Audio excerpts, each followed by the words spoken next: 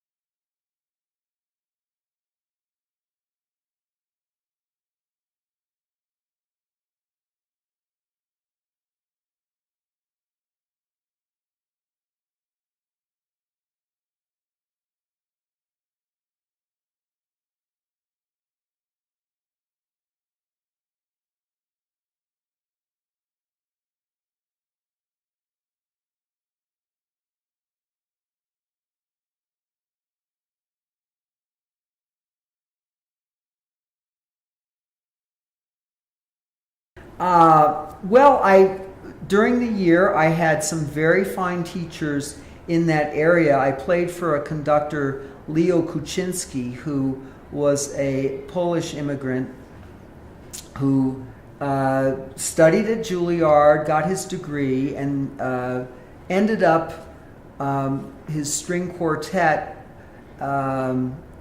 was the quartet in residence at Morningside College in Sioux City, Iowa, and I got to play for him at a very young age.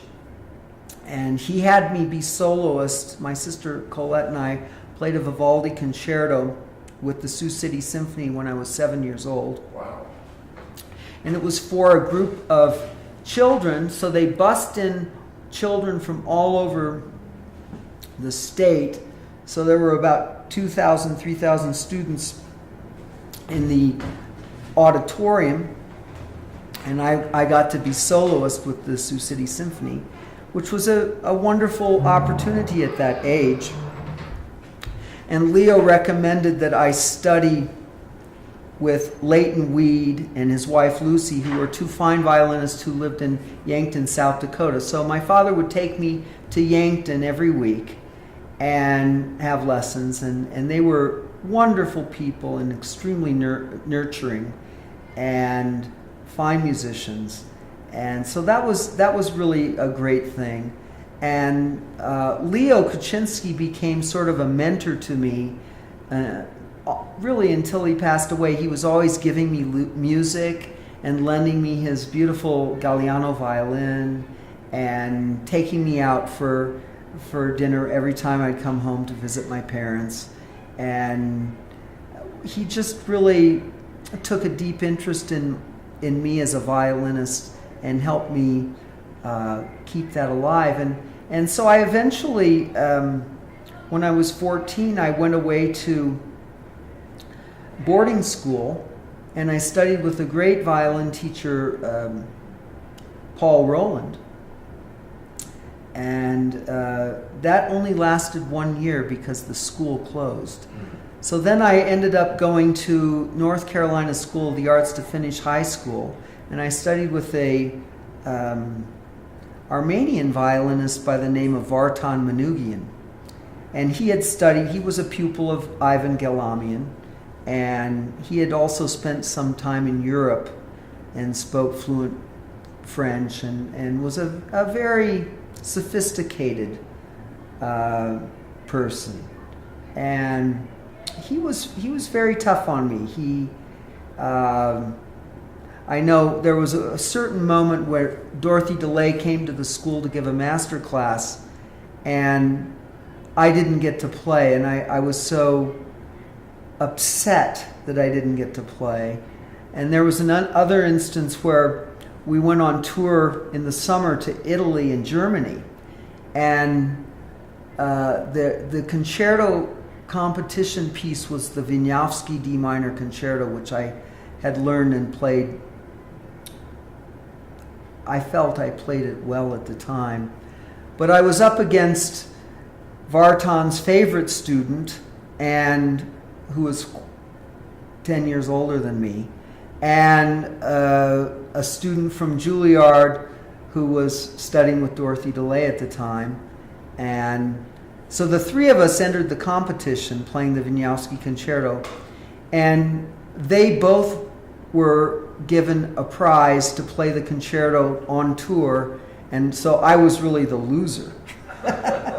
And that teacher kind of, I always felt that he was keeping me in the shadows a bit. And so when I graduated from high school, I got a full scholarship to study with a Hungarian violinist named Taras Gabora at the St. Louis Conservatory. And Taras really loved me and encouraged me. I got to play very difficult repertoire, the Sibelius Concerto, Izai sonatas. He let me really choose what I wanted, what I was interested in playing. I started the Bartók solo sonata. I played all the Bach sonatas. I played a lot of Paganini caprices at that time. But sadly that my mother figured out that that was not the best place for me.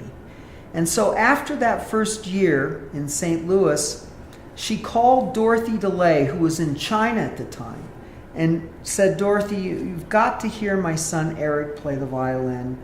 And Dorothy said, well, I'm in China now, but I'm going to be coming back to America. I'll be at the Aspen Music Festival.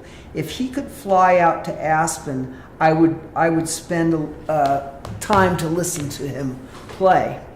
So I went out to Aspen, and I played for Dorothy DeLay. And I played the Sibelius Violin Concerto, the Bach C Major Sonata, and the Bartók Solo Sonata. And after I got done playing, she said, well, Eric, you play as well as my best students. And I'd like to take you as a student. Where would you like to go, to Juilliard or Cincinnati? And I said, I'd like to go to Juilliard. And she says, well, it's expensive, Eric. Do your parents have the means to send you there? And I said, no, they don't. And she said, I can get you a full scholarship at the University of Cincinnati. And I said, that'll do it. And so I spent 4 years in Cincinnati with her. And after that, she invited me to audition at Juilliard. I moved to New York City with $30 in my pocket. And it was sort of a very quick decision that I would be going there, but I was so happy to be at Juilliard. And that was in 1985. It's really been my home ever since. I'm still working at Juilliard now, 30 years later.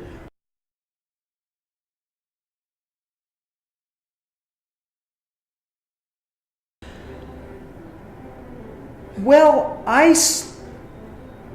think the first really difficult piece that I got under my belt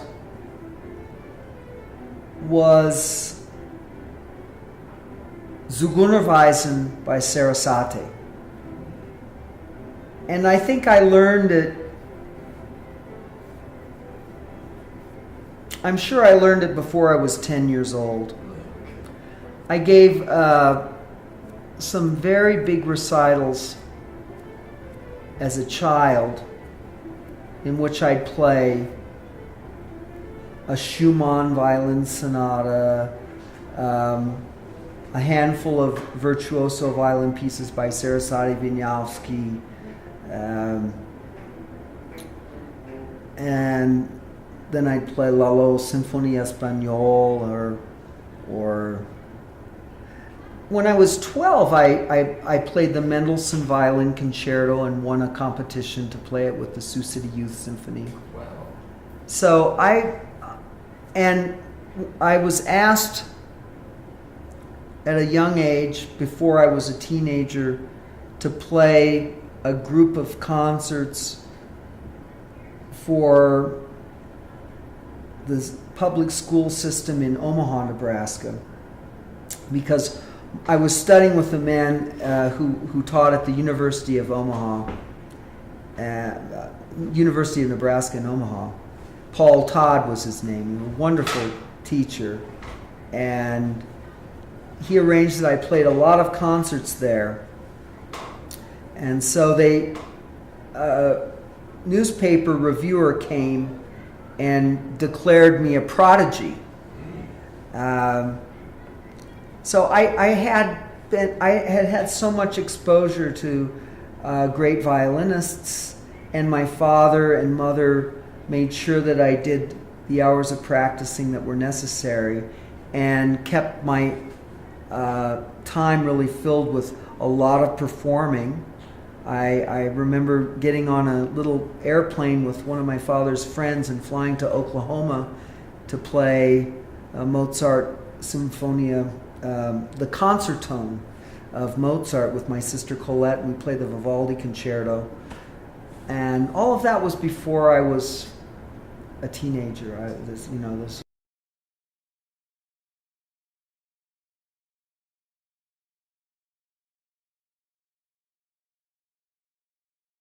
I did compete in the schools for competitions, and I mostly did well except for that one experience with the Wieniawski concerto where there were just three of us competing and I was the only one who didn't get anything. Well, that creeps in really when you have to compete for the opportunity to perform a concerto in school situations. And yes, I did go to all of those competitions, and I did very well in many of them.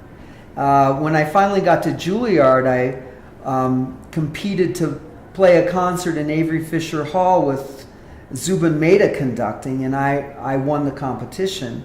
And so that was an enormous privilege and honor to be walking on stage with the likes of what I consider one of the greatest conductors of our time. And it was an enormous inspiration to do that. I got to play the Baird Violin Concerto at the University of Cincinnati, the Brahms, the Baird Kammer Concert. I played the Vieuxtemps Concerto. I won a competition playing Vieuxtemps 5. So yes, I did competitions, and then I went on to do some big international violin competitions, which I really wasn't that good at. I was finalist in the Naumburg competition, and that meant that I got to play a full hour program on stage at Carnegie Hall in the big hall. I'll never forget that because I played the Bartók Solo Sonata, the Schubert Fantasy, and the Dvorak Violin Concerto. And so that was unfortunately I didn't get a prize, although they gave me a facsimile of the manuscript of the Brahms Violin Concerto, which I still have and love.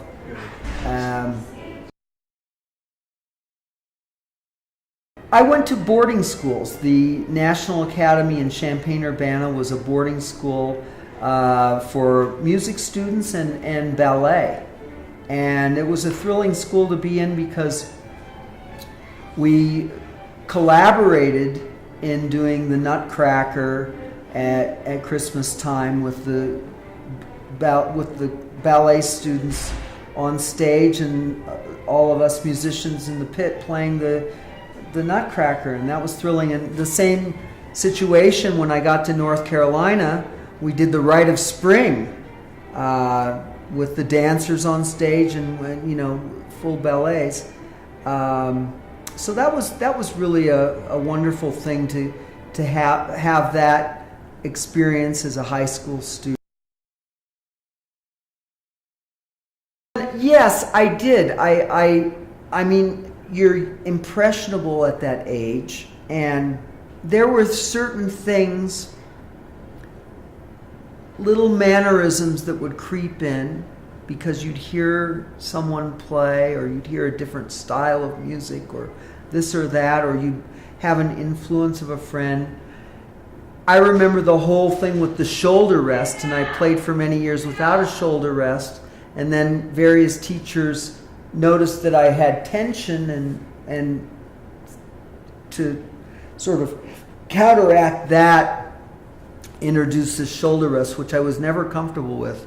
And I finally threw it in the garbage, and now I played for many years, many decades, I think now, at this stage, without ever using it. And I found the advantage of not using it.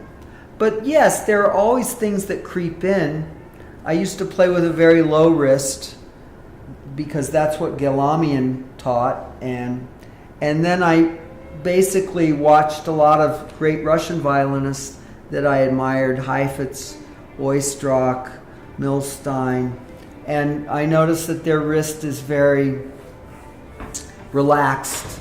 And so I incorporated that in my playing, but I really did all of that after I was done with my formal studies after I graduated from Juilliard. That's when I really did a lot of soul searching and said, who do I want to be as an artist, and how can I be, as my teachers have told me, the good advice of being relaxed and not forcing or pressing or doing anything that is unnatural. And I think I found my way, and I think the proof of the fact that I have found a good way of playing the violin is that I don't have pain, and I don't tire when I can play many hours. And if I do tire, I rest, and that's enough for that day.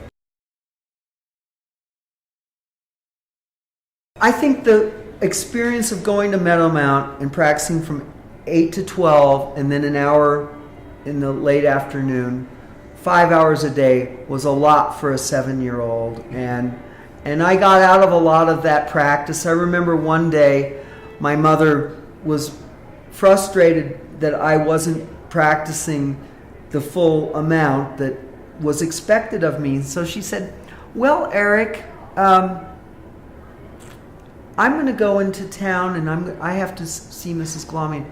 Would you like to stay here and practice, or would you like to go with me? And I said, no, I want to go with you. So, because that meant I wouldn't have to practice. So I went with my mother. And she marched me right up to Mrs. Glommian, who was quite a character. She had these sort of horn-rimmed glasses that went up like this, and lipstick, and she would sit at her desk and she'd tap her Parliament cigarettes, and she and her husband chain smoked, and she looked at me and she said, well, Eric,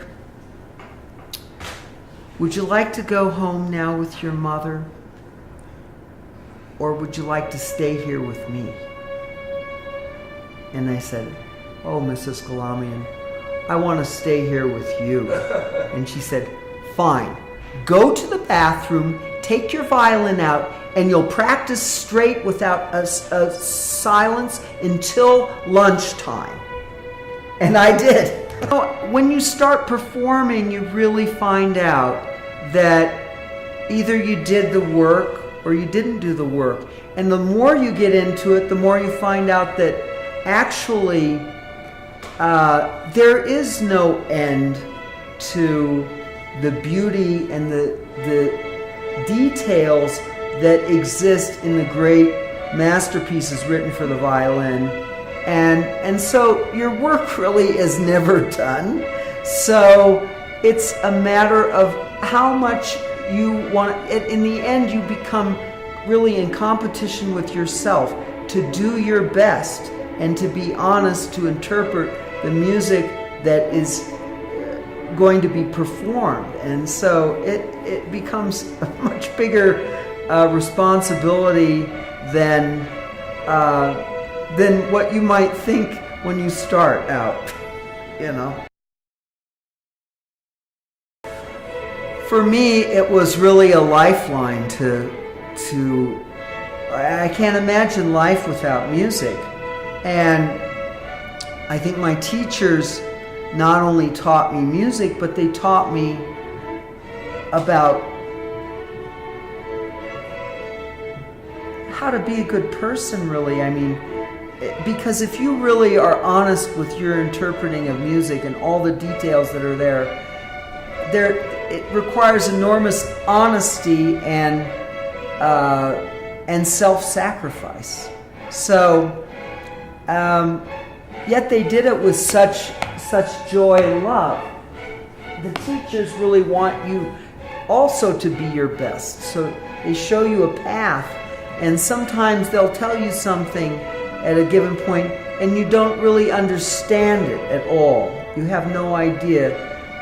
But then years later, you remember that they said that, and it dawns on you what they were trying to get across to you at that time. And I've had that experience many times as I've matured. I've realized, that my teacher's words still resonate with me, and some of the things that they were trying to teach me at that time that went right over my head did get through to me, and I did become aware of it as I became mature enough to realize it. Absolutely. I think that the great music is such an enrichment for not only my life, but everyone who I can share that with, and that's why I've shared it with my own children, and I'm so grateful that I have a wife who has a sensitivity to know and understand the beauty of music. And it's not only music, but it goes hand in hand with so much great artwork, great painting, great literature, Right. the opera, the ballet, the theater. It all goes hand in hand, really. Well, I can only answer that question by, what my parents did for me was, a great sacrifice, I'm sure, for them. But they had the ability to see in the future what an enrichment in life it would be. So when I have my children play music and I have them participate in the opera or go be in a special music course or come here to Mountains and Strings, it's really to encourage them to know music and to Right. experience the music. Well, I was recently reading a book which had many composers' young lives and experiences they had. And in Beethoven's case, his father was very severe and really saw Beethoven as a way for him to do what Mozart had done, which was play for royalty and become a prodigy that could be a tremendous financial asset in the time. Because if you're playing for kings and queens and dukes and the like, there can be some very lavish gifts and monetary value shared with you in those circumstances. And so Beethoven's father had that in mind when he forced Beethoven to practice grueling hours as a very young child. And I know Niccolò Paganini's father did the same. I think there have been many great artists whose parents have really given them punishing schedules and tremendous hours of practice demanded of them. And like I said, Paganini's father would not feed him until he had done the amount that was asked of him. Of course, he ran away from home as a teenager too, and probably never spoke to his father again after that. Just say this, that if you have a child who's a genius like Beethoven was or Paganini was, I will have a hard time saying that whatever their parents did because of what the result was wrong. Having said that, I certainly couldn't do that to my children.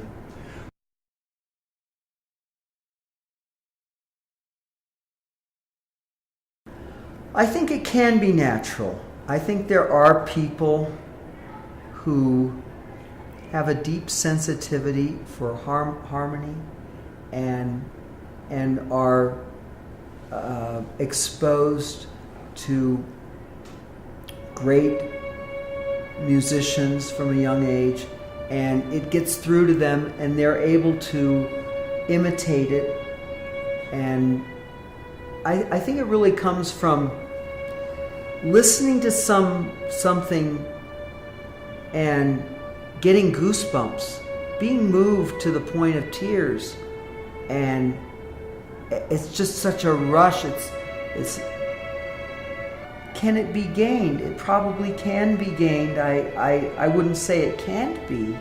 I think I had it from, I mean, I remember hearing great music, and just, it could even be a recording.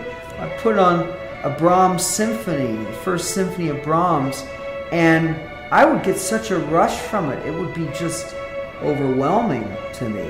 And I wanted to, and so I really was going to music. I would go to concerts to experience that. And I would experience it when I would go to a rehearsal with my pianist and play a Brahms sonata, or play a Beethoven sonata, or like the first time you play a concerto with an orchestra and you hear this fantastic sound of all the winds, woodwinds and brass and full string section and timpani, and it's such a rush. So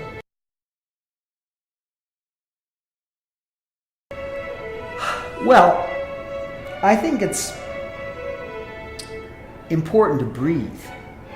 The music has, in the music, the time, the pulse, the basic pulse. So it's like the heartbeat of the music, and movement is part of all of that. I think that in our time, there's a lot more movement in music than there were, let's say, 100 years ago, because people have relaxed about that. I know at the Metropolitan Opera, in past times, the great singers would just walk out there and they could literally sing and make you cry, but they didn't, I mean, the expression on their face, sure, they knew exactly what the words and the text and all this, so it registered on their face, but they weren't actors per se. Now, the acting demanded of singers at the Met and in the big opera things has to almost be equal to their voice. So times have changed a lot, I think. The conductor in an orchestra, well, that's a very big question. You know, I recently was at the Library for the Performing Arts to see an exhibit of Leonard Bernstein. And they had a big television with him conducting a Haydn symphony, the Haydn Symphony number 88, which I had the good fortune of playing at the Rocky Ridge Music Festival when I was a kid, maybe 12 years old. And so Leonard Bernstein was conducting the Vienna Philharmonic, the oldest orchestra probably in Europe, and the finest musicians that Vienna has. And so when he was conducting this, he put his hands down and didn't move his hands at all. And he would just look with an eyebrow, raise an eyebrow, like that. It wasn't necessary for him to keep time with the Vienna Philharmonic. And I think that the great, great orchestras of the world, the Berlin, the Vienna, the New York Philharmonic, anyway, there are so many great orchestras in the world. But they don't need someone there to keep time because they have impeccable rhythm. And they can all play chamber music and listen to one another. So in a sense, they could play the standard repertoire without conductor, and it would be beautiful and together and phenomenal. When you have a great conductor who is aware that he is able to bring something more to the table by conducting, by his presence, then that person has an enormous imagination and is able to evoke sounds and different things that might not be there if they weren't on the podium bringing them out and inspiring the musicians to do something that is not just maybe what would come to their mind if the conductor weren't there. So it really is, it can change things dramatically. Now, in a community situation, you couldn't have an amateur group play without a conductor because they'd never be able to stay together.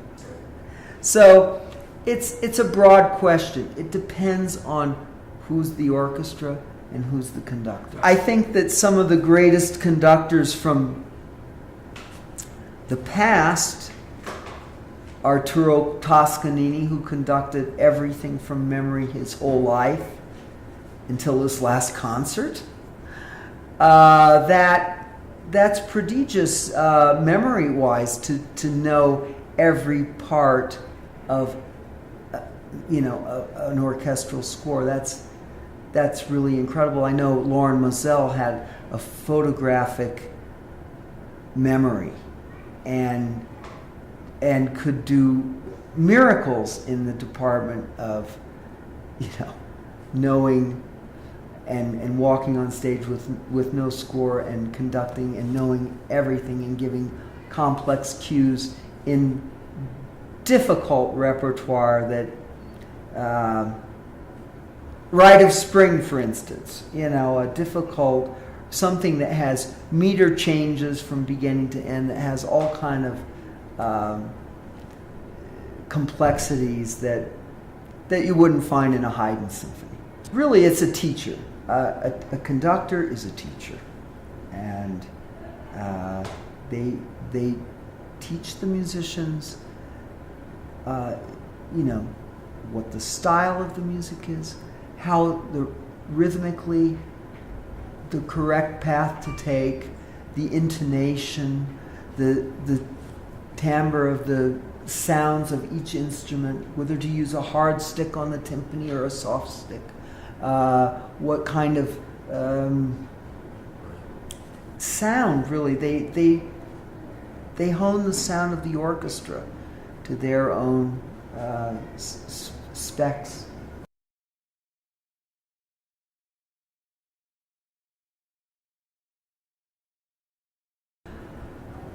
Well, let me speak from my own perspective, where does it come from? If I hadn't heard some great violinists in my lifetime, then what would I really be trying to do?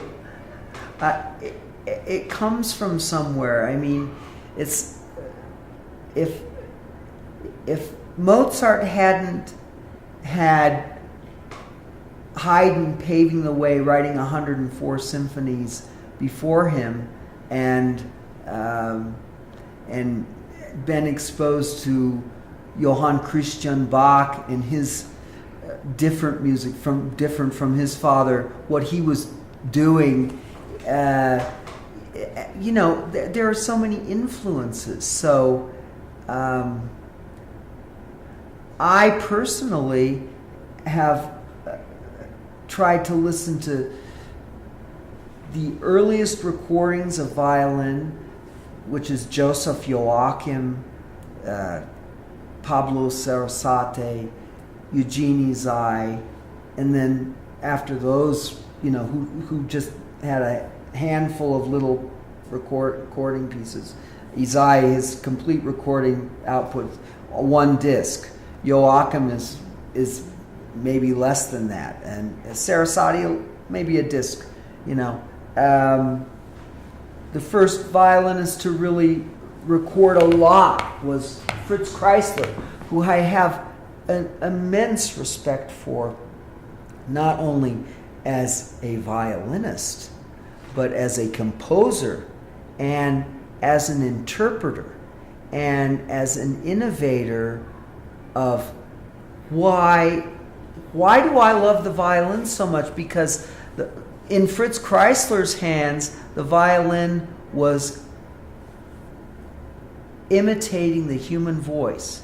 When he plays with John McCormick, it's, you know, John McCormick does this beautiful vocalization, a beautiful portamento with the voice, and then Fritz Kreisler does the same thing on the violin, and that's the time period in a encapsulated the taste of you know, Fritz Kreisler was born in 1875. He met Joseph Joachim. He you know, came from an earlier time and went into, you know, the 20th century and recorded, you know, Mozart concerti, his own music, Brahms, Beethoven, you know, Mendelssohn. He did enough recording that we know what a great violinist and great musician he was, and great composer. His quartet is, I find, very interesting. And of course his violin pieces are wonderful. So Fritz Kreisler, then Jascha Heifetz, who was the most extensive recorded artist of the 20th century, and started, you know, to play with the Berlin Philharmonic at age, what was it, 10, 11? I don't know. That's just, he played Tchaikovsky with Berlin at age 11, and then recorded until he was 72 years old, his last recital in Los Angeles at age 72. And really the complete. So David Oistrakh, same thing, Shostakovich wrote his 2 concertos for him and his violin sonata, and Oistrakh was together, to make these works for the first time, do the world premieres, do the world first recordings.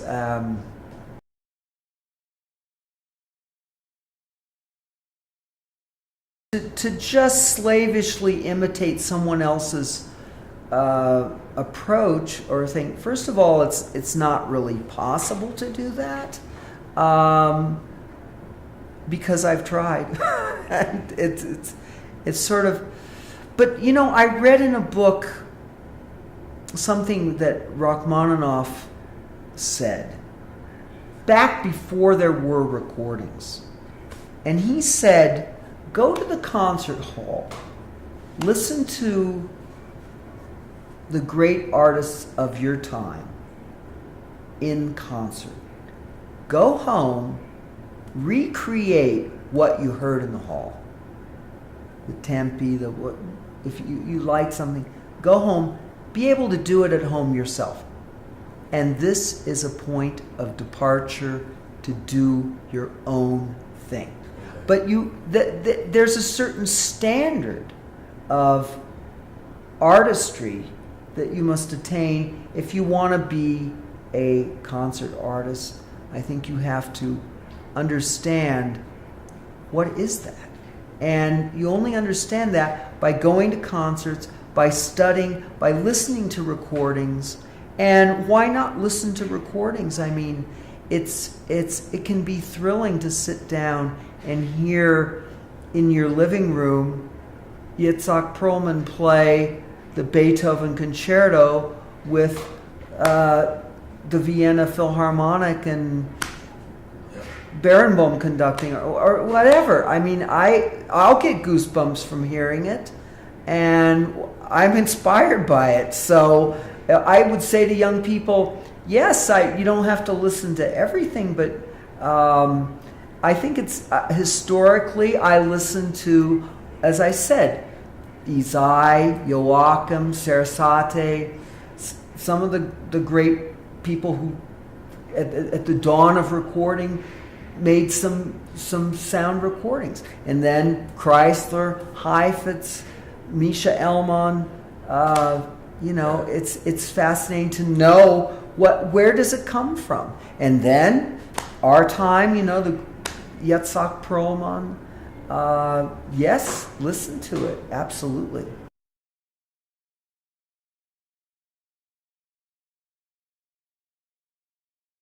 Absolutely, I think there is. I think that people come with new ideas. Again, though, look at, always go back to, look at what Fritz Kreisler did. Okay, so he played the great masterpieces, the Beethoven, the Brahms, the Mozart concerti, the Paganini concerto. What did he bring to the table? He wrote his own cadenzas for all those wonderful concertos. Some people might say, but those aren't really, those cadenzas are romantic for Mozart. Whatever they are extremely pleasing to listen to. They're great compositions, and he knew Joachim, who wrote the cadenza for the Brahms Violin Concerto. It comes from somewhere, in other words.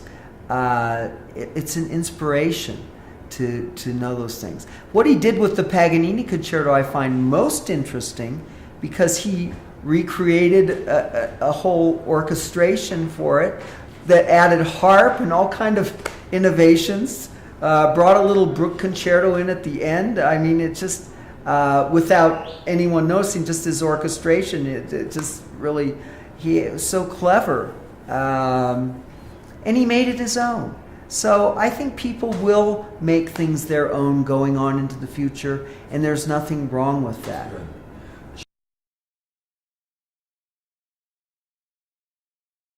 Yes, I think it is very important for any kind of interpretation, a serious interpretation, unless you're playing something by a living composer and you're directly in touch with them and you have already a deep knowledge of what is the music is right now in our time.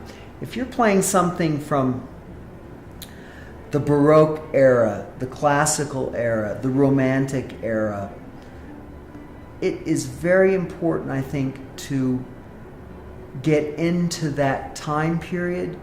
For example, if I'm playing a work of Mozart, I like to know what was the composition he wrote right before he wrote this concerto, and what was the composition he wrote right after this concerto, and what was going on in that time. It is, I think, historically, it is important to know. I think it does affect how you interpret things, and there now is a tremendous movement. Authentic performance practice, historical performance. And that's why I always go to the dawn of recordings and listen very carefully to that, to know as much as we can of the first great artistry of people who first started recording music.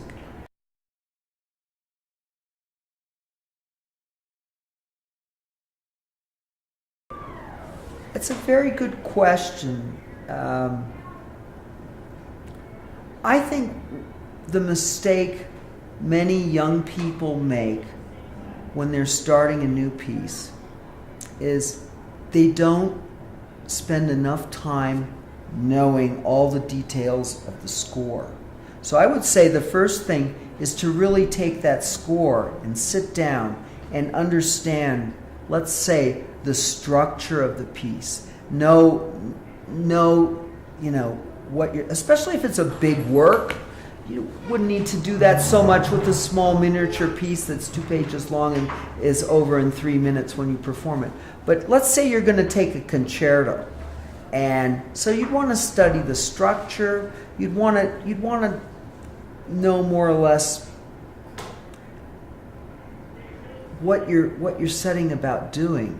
And if you're going to play a concerto, then you're going to have to memorize it. So that kind of analyzation becomes very important for the end result. And then I'd say to spend enough time working slowly and not sort of playing things fast too soon and all of that, but to take your time to really go over things and know, and let's say it has some technique that you haven't encountered before, or that you need to, so then, figure that out. Oh, it's got this devilish passage in thirds and so on and so forth. So then maybe go to some aside from that and work on some technical things to help you with that before you get to the piece, so that you're not just, learning it for the first time. But I would say slow, careful, in tune, and really knowing all the details of a work before you start, playing it, and don't leave the music too soon so that you start memorizing things that really aren't there, or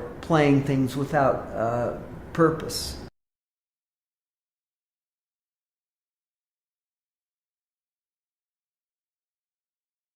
I would say it is important. I do practice scales, and it's not like an everyday thing because I don't have time every day. But when I have a little extra time, practicing technique in an abstract way and focusing on purity and evenness and quality, and I think it's a very good thing to do. I think it's a very good thing to do because all the music is made up of those components anyway: arpeggios, scales, double stops, etc., etc. And the more you practice it in an abstract way, the less you have to practice it when you get to the piece. And again, that brings me to Fritz Kreisler. He was sort of famous for not practicing things too much, and it's said that he had a fear of over-practicing any piece because he didn't want to destroy the spontaneity of it when he finally walked out and delivered it to. He wanted that special, as though he was just making it up on the spot. And when you hear his recordings, they have that special, it's hard to explain what it is, but it's this twinkle of an eye, a little smile. There's something unique and special about it that it just feels like at that moment in time it couldn't be any other way. Very valuable, absolutely. I think that self-analysis is extremely important. I think that the artists who are in the habit of recording, going into the recording studio and playing under the microphones and having to go through the process of listening back and deciding which takes are good, or the final edit, and they get the final edit and they have to listen to it, and they may hear something that, my gosh, that's not what I was going for. Please don't use that take, because they know what they were going for, and it could be easily expunged by someone in the recording studio just sort of putting together what they think is the best. I think that technology, all of these tools that are so accessible today, can be used in a very positive and valuable way for students. Well, if it's necessary, I know there are these chord tuners that harpists use and different people in orchestras will play, and it's basically just another way of checking yourself. I'm not against it. I personally haven't signed on to it because I can still play the A on the piano, and at least I have the notion that I'm able to tune to it. What should the focus be? I would say anything that one feels can improve their performance, that is fine.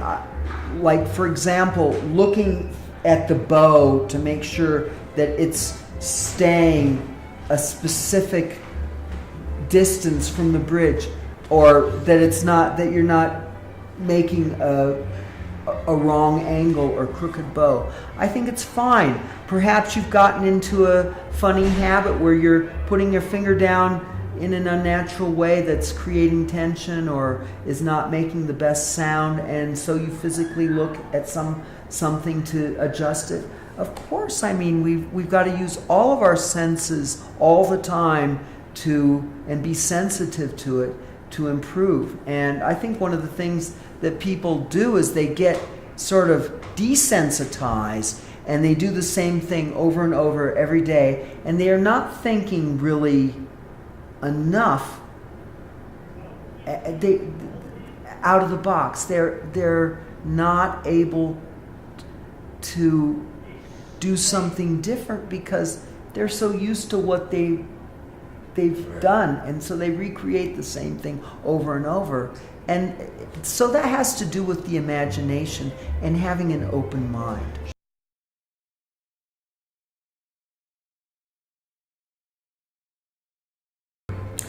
I think that's a personal decision. I've never been comfortable looking at the audience. In fact, I walk out on stage and I acknowledge them, but it all becomes a big blur to me. And to focus on someone would be a tremendous distraction. It would inhibit me. I really want to just lose myself in the music and communicate the music as much as I can to the audience.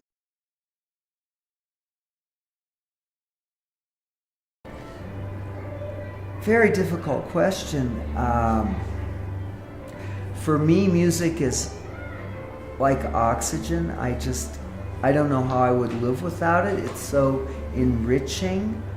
I feel so honored that it's such a pleasure to be a musician and to be in a situation where I can play chamber music with colleagues or go and perform and share my music with people in a concert hall, in a museum, in a church, whatever the setting may be. We can't live without it. We can't, I am a professional musician. I studied for many years in top schools to attain the level that I have attained as a concert artist, and I can't just give it away. I think that's something that, again, is it's elusive. People become famous when they have the right kind of exposure and the public adores them and loves them. But then to perpetuate and continue that, it's a lot of press releases and other things, good business sense behind the scenes. And I think that there are concert artists who have a very keen sense of that and know how to capitalize on being good business people. And hats off to them. I'm so far from being famous. Really, I don't give it any thought, really.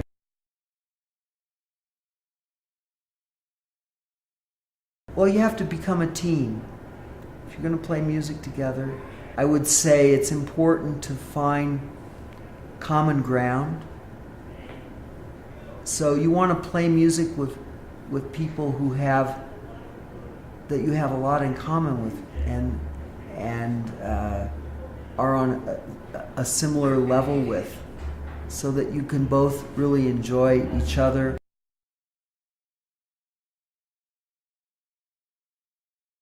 I don't think so. No, I think that there are people who have tremendous charisma and leadership and dominate in situations, but I think in any kind of chamber music situation, the real goal is to have everyone do their best. And so the most successful chamber musicians are ones who evoke the best out of their colleagues and encourage their colleagues, and that's the goal, is to have everyone do their best.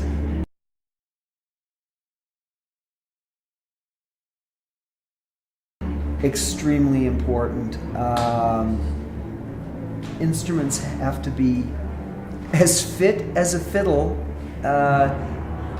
So many little details of maintaining an instrument, so we don't expose them to anything that is dangerous. Extreme heat, extreme humidity, extreme dryness, too much perspiration while we're playing. So we really owe a great debt to the luthiers that we take our instruments to for their occasional seam gluing or cleaning or sound post adjustment, adjusting the bridge, keeping them in top condition. So many instruments are cared for meticulously, and that's why we have many 18th and 17th century instruments still being used. I think the most important thing with caring for an instrument, though, is when you're not playing it, that it be placed in the case, wiped clean of any rosin or perspiration, and closed and put in a safe place. And I think if the young people could learn this, instead of putting it on a table, a chair, a bed, a piano, out of the case and leaving the room, that's when the accident will happen.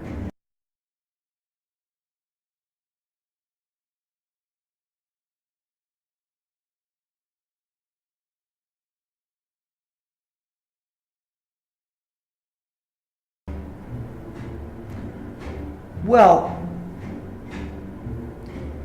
there are concert artists performing on contemporary instruments today that have been made in the last decades or years even, that are wonderful instruments. And I think the great 18th and 17th century masterpieces of the great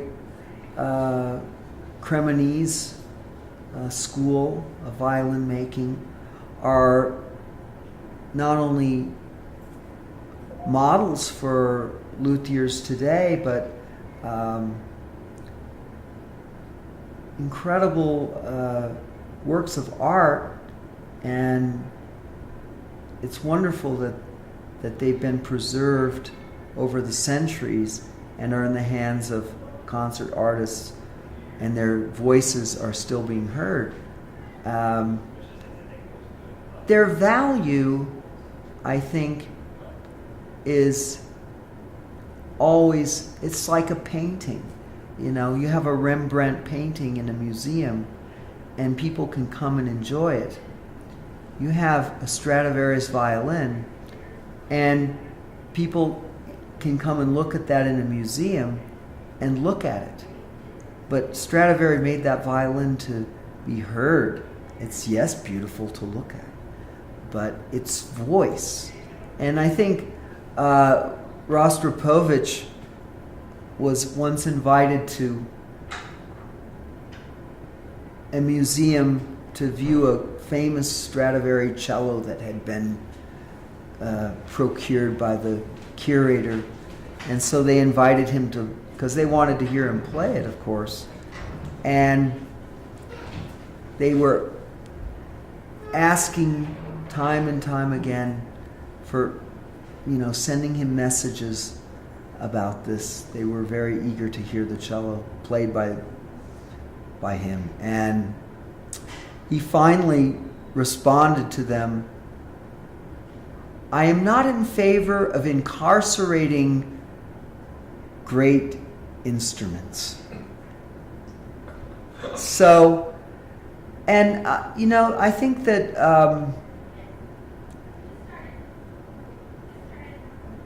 that was a very, for a great artist, and to see instruments that are never played is a sad thing. And having said that, I think there probably are some instruments whose maybe their voices aren't so great. Maybe they're beautiful to look at, and let's find those instruments for the museums. But I hope that all the great instruments will continue to be cared for the right way and heard by great performers that know how to care for them and use them wisely.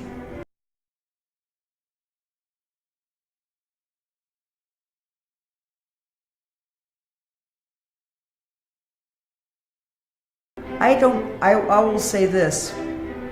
I know I've made mistakes, but I don't have any regrets for the path I've taken and where I am today, because I feel I have a very beautiful life in music and a beautiful family, and I'm very grateful to be here at Mountains and Strings for the 13th summer, making music with people who love the music, and I have a great love for the people who founded this festival here, and I hope that I can return for many years to come.